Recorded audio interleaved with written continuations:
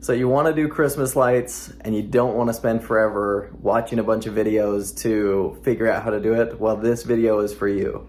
First, I'm going to set expectations on how long it should take, what it should cost, what you'll need to get it done, and what it can look like when you're finished. So stick around and we'll get right into it.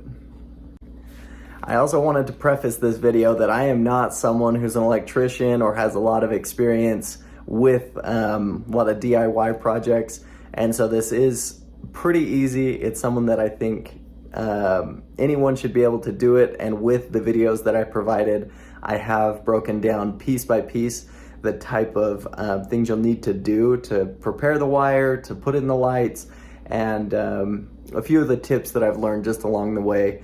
My experience has been, I've done it for probably 50 to 75 customers when I was going to school, just a little side project where you can actually make some money doing it as a side hustle, where we were making anywhere from $75 to $1.50 a foot, a linear foot, as we were setting these up. So keep that in mind. You might find that this is easy and it's something that you can do, and it's really easy to get clients. As we were putting them up, we'd have tons of people just drive by and ask to do it, and really we got to a point where we were turning people away because it was getting cold and we didn't want to do too much. But I'm done with that, so now my wife has just requested that I do it on our home, and so this video is going to be me doing it not only for a buddy of mine but also for my own home. So hopefully you like it, and if you have any questions or comments,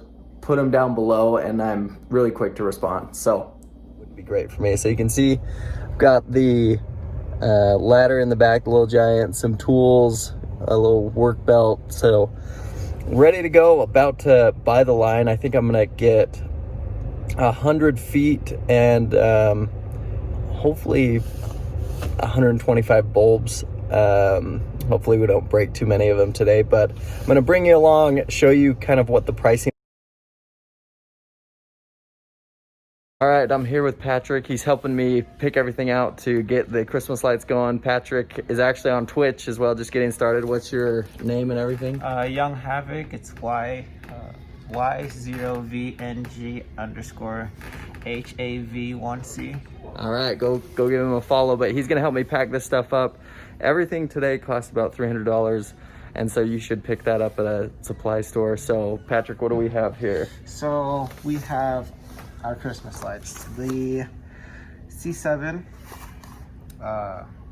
warm clear LEDs, right? LEDs, yes sir. Okay, so these should last a long time. We're paying a little bit more to have the LEDs, but that will hopefully make it last for multiple seasons. So yes sir, they generally last a long time, and the best thing about them is if you have them on your stringer, if one runs out, then your whole light stream will still continue glowing. It's just you have to replace that one bulb.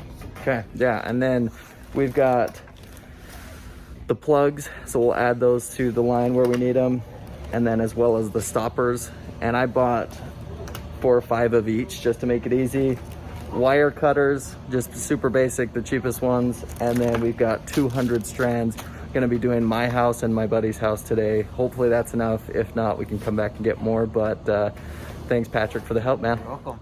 So what I'm gonna do in the next couple clips here is show you the different aspects of cutting and fixing the line, also capping it when you're done, and then putting on a new plug for when you need that in the spot. So I did a terrible job of showing you, but I was showing a ridge that's on the cap that you're gonna want just to know which end is done.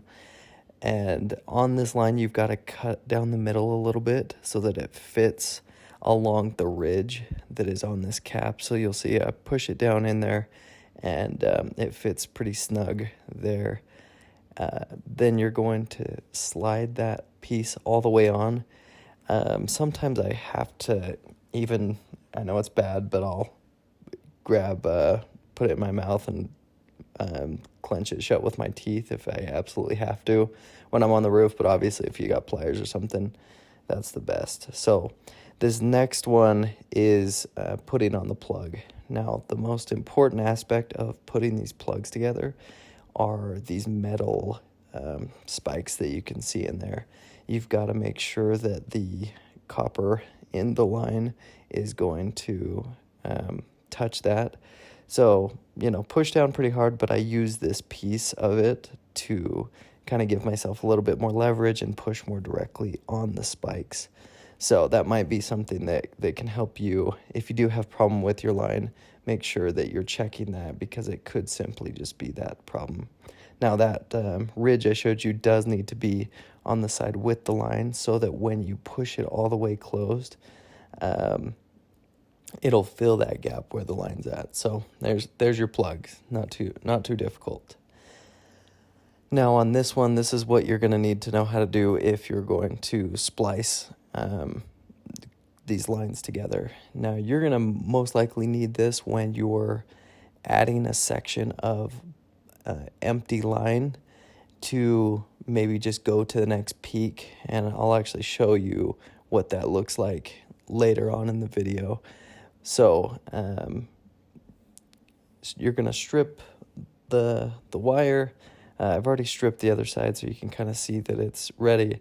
And then, I'm sure electricians are probably cringing. I'm probably not doing a great job, but now I'm just going to cap that on there. Make sure that it's turning until you can kind of feel it going tight there. Once I'm on the roof, I do like to then cover those with electrical tape. That's just how I learned how to do it, to make sure it's safe from the snow and water getting in it. So not sure if that really does a ton. Now this is to give yourself another section if you just have a little bit of area to go that you need some empty line. You can actually take the lights off of this directly. Now you can see that I didn't do a great job on this one. I did cut into the line just a little bit. Now by doing that, it could leave that exposed to short more easily, but hopefully by adding this tape, I won't have to worry about that. And I do try and tape any section of the wire that may have been bumped or messed. Okay, this is the house we're going to be working on today. I thought that we should start at this corner, but the plug is right here. So I'm going to cut a piece, add a single wire up to this corner. We're going to go here and down, and then I'm going to start another one going here, here, here, and then down the side of their house. So I'm going to show you how to cut those. Okay, so how you're going to hook it, you're going to take this clip, you're going to get it under the fascia right here, and then you just pull up a little bit. That's good there. But you got to be careful, or else you'll pull a stupid move like me and break it off.